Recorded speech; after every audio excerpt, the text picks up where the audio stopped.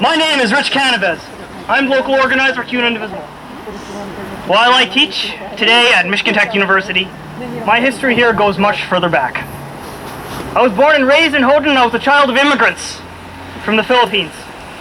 So while I was raised in Filipino culture, I grew up a member of this community. I played ice hockey. I was in the Boy Scouts.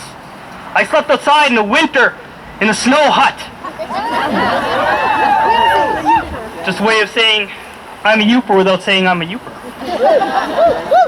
But it wasn't always easy, especially when you look like me.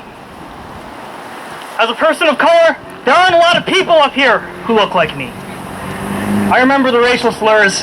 I remember the labels. Some hurtful, some simply confusing. For one summer, my hockey nickname was Sensei. Over time, though, I realized just what made me different. It was something I couldn't articulate early. It was my skin color. And realizing difference is hard. It's hard when there are so few that you feel that you can turn to, that can understand what it feels like to be just that, different. I could have been isolated. I could have been alone. And I could have hidden for a world where marginalization is not just a term, but a fact of life. But I wasn't alone.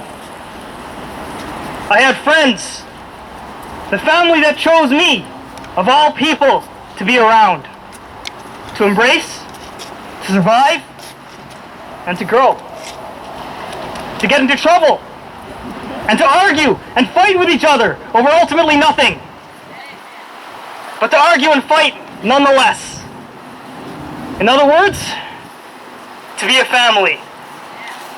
The family that chose me. Through everything, they stood beside me. Despite all the things that made me different, they stood beside me. They didn't let me disappear through the cracks.